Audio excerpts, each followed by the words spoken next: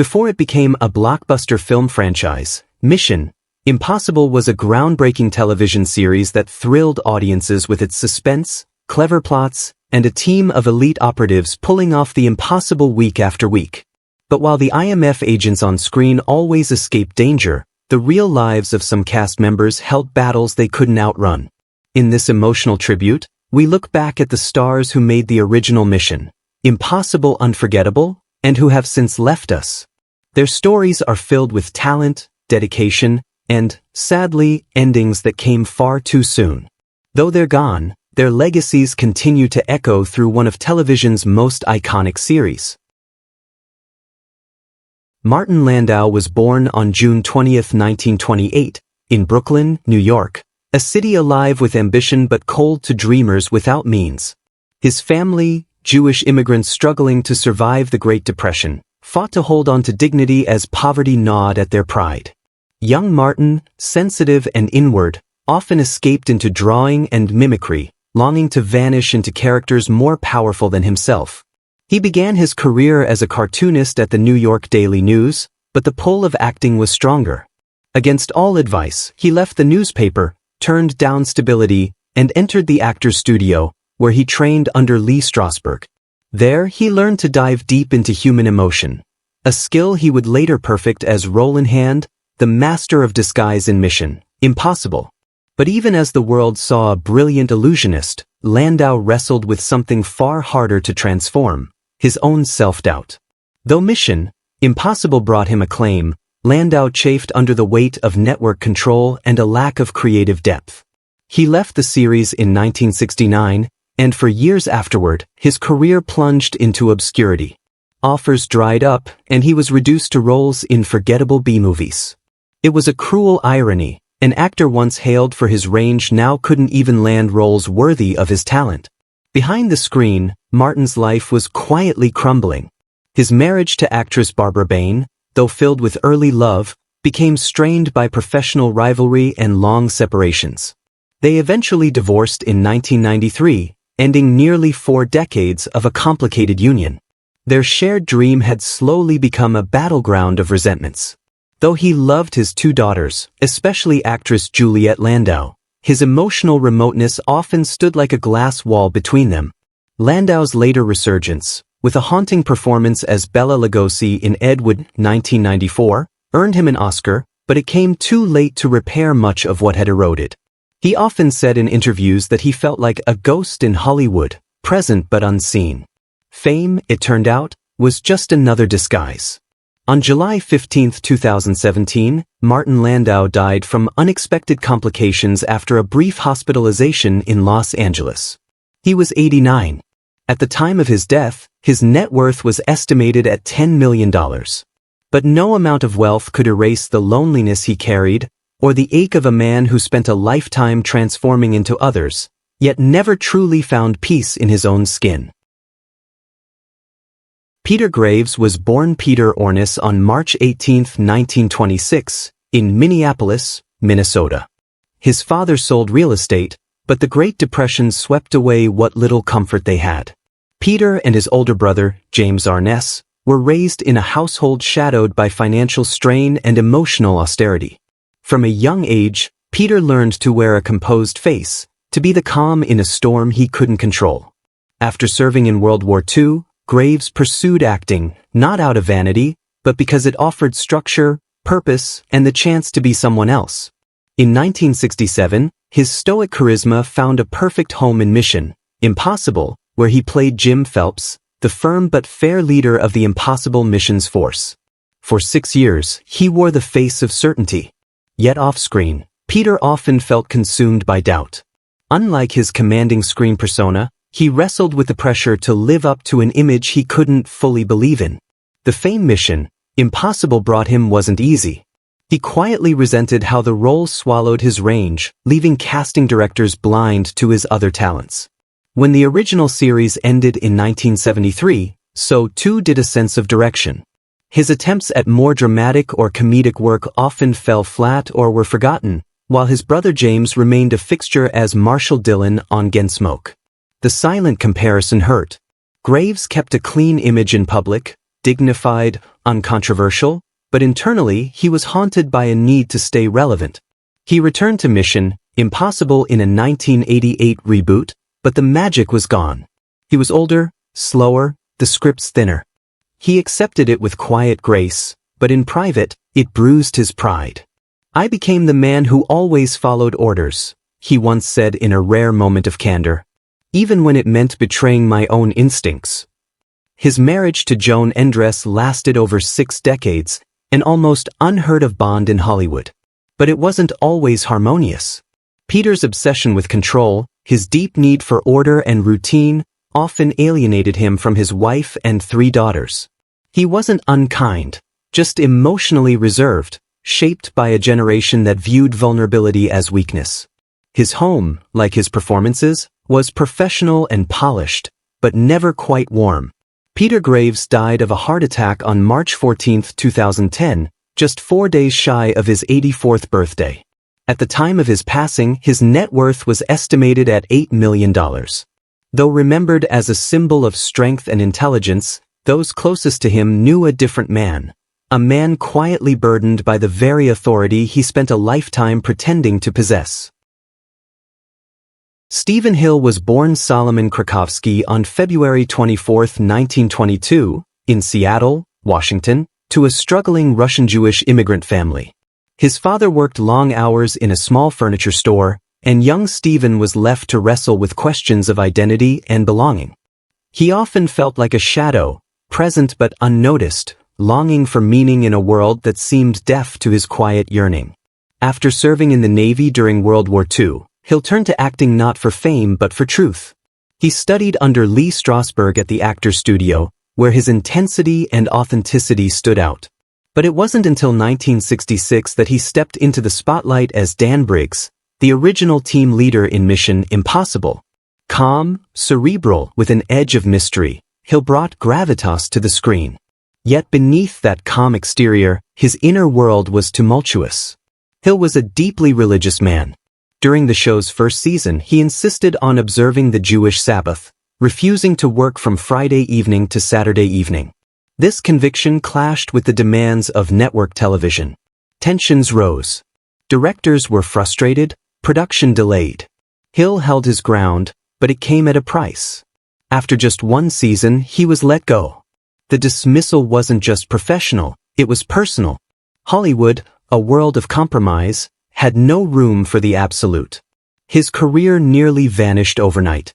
For nearly a decade, Hill left acting altogether. He lived in semi-seclusion, raising his family and immersing himself in Jewish studies. But the silence of obscurity was painful. He longed for the craft, yet feared what returning might cost his soul. It was a quiet exile, and few in the industry remembered his name. When he did return in the late 1970s, the spotlight had shifted. Roles were fewer, often smaller. Still, in 1990 he found a new identity, playing the stern yet ethical district attorney Adam Schiff in Law and Order. The character mirrored Hill himself, principled, weary, haunted by compromise. But unlike Briggs, Schiff stayed. For 10 years, he gave the role the weight of a man who had known silence. Hill's marriage to Rachel Schenker lasted nearly 60 years, though it too bore the strain of his inner conflict.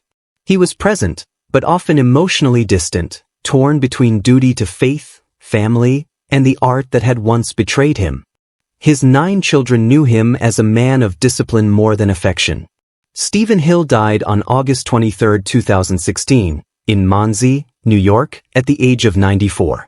His net worth at the time of his death was estimated at $8 million. But he never sought wealth. What he wanted, what he always wanted, was integrity. And if that meant walking away from fame, even from his own dreams, he would do it without flinching. Because for Stephen Hill, the role that mattered most was the one no audience ever saw.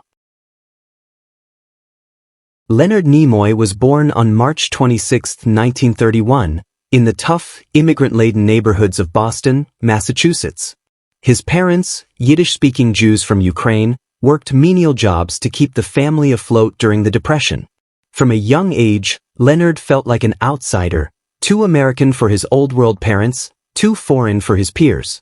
He turned to acting as a way to find identity, slipping into characters because he didn't yet know how to be himself. In 1969, after the departure of Martin Landau from Mission Impossible, Nimoy stepped in as the Great Paris, an illusionist and master of disguise. But the timing was bittersweet. He had just come off Star Trek, where his portrayal of Spock had made him iconic and, paradoxically, invisible. Trapped by the role that made him famous, Nimoy hoped Mission Impossible would prove his range. Yet even in this new role, the shadow of Spock loomed. Fans wanted the alien logic, not the troubled human beneath it. Nimoy's time on Mission Impossible, 1969 to 1971, was short-lived and creatively unsatisfying. He later described it as a job, not a passion, a space where he wore yet another mask, playing characters within characters but feeling disconnected from them all. The applause grew quieter. His soul grew louder. And so began years of artistic struggle, unremarkable roles, failed directing attempts, and a gnawing sense that he had lost control of his image. Behind the camera, his personal life unraveled. His first marriage to Sandra Zober crumbled under the weight of fame, alcoholism, and emotional withdrawal. Though they shared 2 children, Nimoy's detachment cast a long, cold shadow over the home.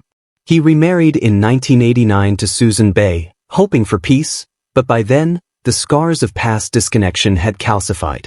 Leonard's internal conflict bled onto the page with his memoir I'm Not Spock, a cry of frustration at being consumed by a character. Yet years later, in I Am Spock, he extended a reluctant hand of reconciliation, an attempt to make peace with the reflection that refused to fade. Fame had saved him, but it had also robbed him of a private self. He once admitted he struggled with depression and addiction, quietly, the way introverts bleed. On February 27, 2015, Leonard Nimoy died from complications of COPD in Los Angeles. He was 83. His net worth was estimated at $45 million, the product of decades of acting, directing, and convention appearances. But behind every dollar was a man who had searched all his life not for success, but for meaning, for something real beneath the roles. And in the end, he was still trying to unmask the man beneath the ears. Greg Morris was born on September 27, 1933, in Cleveland, Ohio, a segregated city that gave little to young black boys dreaming of more. Raised in poverty during the tail end of the Great Depression, he was the son of a hard-working mother who juggled multiple jobs after his father abandoned the family. Greg learned early that survival required quiet strength. He seldom cried, seldom complained, he built walls instead. Acting was never the obvious path. For a black man in mid-century America, roles were scarce and stereotypes plentiful. But Morris was determined. After attending Ohio State University and serving in the Air Force, he scraped his way into the industry, hungry for something dignified. That moment came in 1966, when he was cast as Barney Collier, the electronics expert on Mission Impossible. Calm, brilliant, indispensable, Morris made history as one of the first black actors in a leading role on primetime television, not defined by his race, but by his intellect. Yet while the world applauded, Greg suffered quietly. He faced racism daily, both on and off the set. Fans who adored the show still sent hate mail simply because he was black. In interviews, he downplayed the pain. But friends recalled his long silences, his tendency to disappear into himself between takes. He didn't fight racism loudly. He endured it, which left scars far deeper than words ever could. When Mission Impossible ended in 1973, his career dimmed. He landed occasional roles, but nothing that reclaimed the same spotlight. His pride kept him from taking demeaning parts, yet that same pride isolated him from Hollywood's inner circles. He grew bitter, increasingly disillusioned with an industry that had embraced him only when it needed a token. Greg's personal life reflected this slow unraveling. His marriage to Lee Morris began with hope and produced 3 children, including actor Phil Morris, but decades of emotional distance wore it down. The success he chased had taken him far from his family. In public he smiled. In private he withdrew. By the late 80s, he was drinking heavily, quietly, methodically, less for escape than numbness. his bitterness reached a breaking point in 1996 when the Mission: Impossible film rebooted the franchise. He walked out of the theater in disgust, calling it an abomination, and lamenting how it destroyed everything the original stood for. It was more than a movie, it was the last thread of legacy he felt he had, and it was slipping from his hands. Greg Morris died of cancer on August 27, 1996, alone in a Las Vegas apartment. He was 62. At the time of his death, his net worth was estimated at just $1 million. A small number for a man who had once been a pioneer. But Greg never chased wealth. What he wanted, acceptance, respect, permanence, was far more elusive. And like the circuits his character wired on screen, his life was full of silent connections, waiting for a spark that never quite came. Anthony Hamilton was born on May 4, 1952, in Liverpool, England, but life didn't allow him the comfort of belonging. Orphaned at age 2, he was adopted by an Australian family and raised on a sheep farm outside Adelaide. Though loved, Anthony always felt like a visitor in his own life, tall, graceful, and aching with questions he didn't know how to ask. He learned early to smile, to charm, to blend in, tools that would serve him well but never save him. He began as a ballet dancer, earning praise with the Australian Ballet for his strength and elegance, but a back injury ended his dancing career in his early 20s. Forced to pivot, he entered modeling and then acting, more admired for his face than his voice. In 1988, he was cast as Maxwell Hart in the revival of Mission: Impossible. The timing seemed perfect. He was dashing, skilled, and brought a new edge to the IMF team. But behind the camera, Hamilton was battling a deeper, invisible war. Hollywood in the 1980s was a place where being gay could kill your career. Anthony was quietly open within close circles, but he knew that visibility came with risk. He lived in constant tension, desiring connection, terrified of exposure. The charm that made him marketable also kept people at arm's length. He played spies, seducers, heroes, yet in real life he was profoundly alone. Mission: Impossible, 1988 to 1990, was his last major role. Rumors swirled that his sexuality made networks uneasy. He never confirmed them, but the silence around his casting spoke volumes. Opportunities grew scarce.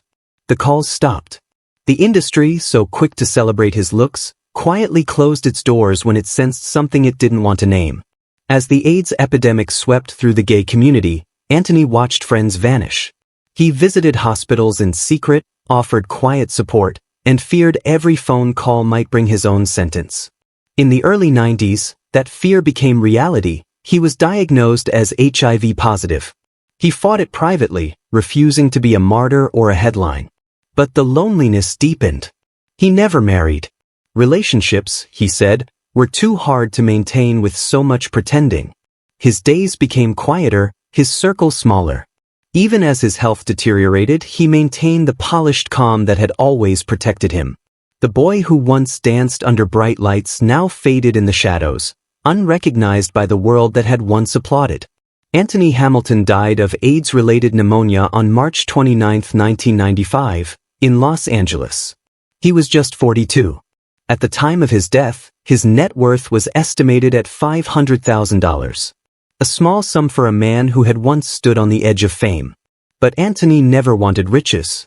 He wanted to be seen for who he was, not just what he looked like. And in a time that demanded silence, his very existence was a quiet act of defiance. Malachi Throne was born on December 1, 1928, in New York City to immigrant parents who barely scraped by during the depths of the Great Depression. The son of Jewish refugees, Malachi grew up in the Bronx amid cold winters, shared beds, and whispered arguments about overdue rent. Even as a child, his voice carried a weight beyond his years, deep, commanding, with an edge of sadness. It would become his most powerful tool, even as he remained mostly unseen. He turned to theater early, not for glory, but for identity. The stage became his sanctuary, the only place where someone like him, short, balding, intense, could become a king, a villain, a god.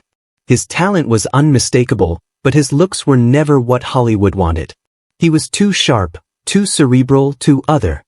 So he carved a career on the periphery, with roles that were often brief but unforgettable. In Mission Impossible, from 1966 to 1973, Throne appeared in a handful of episodes as a guest star, never the face of the franchise but always its heartbeat in the background. Whether playing shadowy bureaucrats or men with hidden motives, he embodied mystery. He was a mirror for the show's themes of deception and identity, an actor who could vanish into roles, yet never fully emerge from them. The roles kept coming: Batman, Star Trek, The Outer Limits, but never as the lead. He was the guest, the advisor, the conspirator. A man always circling the spotlight but never basking in it. While younger actors chased fame, Malachi longed for truth. But in Hollywood, truth didn't pay well. His career was steady but underappreciated, and there were long years where the phone stopped ringing. His personal life was marked by restraint. Twice married, both unions ended in quiet divorce. He had children, whom he loved fiercely, but his work often took precedence. Friends described him as warm but private, fiercely intelligent but guarded. He felt deeply but shared little. His emotions more often channeled through characters than conversations. By the 1990s, as the roles grew fewer, he turned to voice acting, a final gift from that rumbling, magnetic voice. But behind it lay weariness. A man who had given so much to performance, yet received so little in return. His legacy wasn't carved in headlines, but in echoes, in the unforgettable weight of a scene, even if you couldn't name the man who carried it. Malachi Throne died on March 13, 2013, in Los Angeles. He was 84. At the time of his death, his net worth was estimated at $1 million. Modest, considering a career that stretched 5 decades. But Throne never sought fortune. What he gave to the screen, gravitas, mystery, depth, remained mostly uncredited. Yet for those who watched closely, he was never just a guest star. He was the soul in the shadows. Jack Donner was born on October 29, 1928, in Los Angeles, California, in the fading light of the Roaring '20s, just before the Great Depression would silence the jazz and bring hardship to millions. His parents, modest and overwhelmed, struggled to raise a family in a city that promised dreams but delivered hunger. Jack grew up quiet, observant, always on the edge of things, learning to listen more than speak. It was the kind of childhood that leaves a boy wondering whether he belongs anywhere. He found early refuge in the theater, where masks gave him the courage real life didn't. The craft of acting became his escape from invisibility. Yet when he moved to television, he remained largely that, unseen. In the late 1960s, he began appearing in Mission Impossible, often cast in roles that required a straight face, a silent presence, or a subtle menace. He was never meant to be remembered. But something in his delivery, low, precise, slightly haunted, made him unforgettable to those who paid attention. He guest starred in a handful of episodes between 1966 and 1973, slipping into the show's dark machinery like a cog that knew its place. Donner never broke out as a star, but he endured, a working actor in a town that discards many. Years later, he appeared in Star Trek, a universe that welcomed outcasts, and his face became a familiar one at conventions, though most fans couldn't place his name. The industry rarely offered him leads. He taught acting to make ends meet and to pass on what he called the truth behind the lies, the emotional honesty hidden within the art of pretending. But it was hard. He battled depression, long bouts of obscurity, and a gnawing fear that he had been born into the wrong dream. Donner never married. He was known to be introspective, solitary. Some called him reclusive, others simply private. He avoided the spotlight, not out of shyness, but because he never believed it would stay on him. Friends recalled a man of immense intellect and compassion, but also someone who kept parts of himself locked away, as if afraid of what might surface if he ever let go. He kept acting into his 80s, still chasing some undefined resolution. Not stardom, he'd long given up on that, but meaning, perhaps, or closure. The applause, when it came, was polite. The rooms, often half full. But he showed up anyway. Jack Donner died on September 21, 2019, at the age of 90. At the time of his passing, his net worth was estimated at just under $500,000. He left behind no great estate, no string of blockbusters, but he left behind moments. Small, precise, human moments buried in episodes people barely remembered. And maybe that was enough. For a man who spent his life waiting in the wings, he had still managed to leave a quiet, dignified mark on the stage. John Vernon was born Adolphus Raymondus Vernon Agopsowicz on February 24, 1932, in Zenner, Saskatchewan, Canada. His name, long and heavy, mirrored a childhood spent under the weight of expectation and scarcity. His family, struggling Armenian immigrants, worked hard and spoke little of dreams. Life was practical, survival-based. But John, sharp-eyed and inward, craved something more than farmland and weathered silence. He found it in performance. Drawn to Shakespeare and stagecraft, he trained at the Royal Academy of Dramatic Art in London, perfecting a voice that would come to define him, sonorous, commanding, cold as iron. He played villains not because he was cruel, but because he understood loneliness, the kind that wears authority like armor. Throughout the late 1960s and early 70s, Vernon appeared in several guest roles on Mission: Impossible. He was the perfect fit, poised, unreadable, slightly dangerous. But though he brought elegance to every part, he was never invited to stay. Hollywood wanted his voice, his presence, but not his story. And so he moved from role to role, respected but replaceable. Always the general, never the man behind the medals. His breakout in Animal House as Dean Wormer, 1978, made him infamous, but not beloved. That role, a caricature of cold power, followed him for life. Casting agents saw the sneer, never the soul. Even as he longed for more nuanced work, he became a fixture in B-movies and voiceover gigs, his talent trapped in a typecast cage. Vernon's personal life was as strained as his career was steady. His marriage to actress Nancy West dissolved under the quiet pressure of resentment and emotional distance. They had children, including actress Kate Vernon, but John often remained a shadow, present, supportive, but emotionally elusive. Friends noted how he carried himself with regal control, even at home. Perhaps he feared that showing vulnerability would shatter the only image the world allowed him to have. Despite a prolific career spanning over 200 film and TV roles, Vernon battled an inner emptiness, a sense that his real self had never quite been seen. He poured his frustrations into teaching later in life, helping young actors avoid the traps he had fallen into. But his smile, though courteous, never softened entirely. He was always just a little too still, too guarded, like a man forever waiting for something that never came. John Vernon died on February 1, 2005, in Los Angeles, from complications following heart surgery. He was 72. At the time of his death, his net worth was estimated at $2 million. He left behind a filmography filled with powerful roles, but few that reflected the quiet, thoughtful man beneath the booming voice. For a lifetime spent playing those who gave orders, John Vernon never stopped searching for the one role where he could simply be understood. Which character from Mission: Impossible, TV series 1966 to 1973, holds a special place in your heart? How does it make you feel knowing that some of the beloved cast members are no longer with us? We'd love to hear your thoughts. Feel free to share them in the comments below. If you've been enjoying this content, please like the video, subscribe to the channel, and hit the notification bell so you never miss an update. Thank you for watching.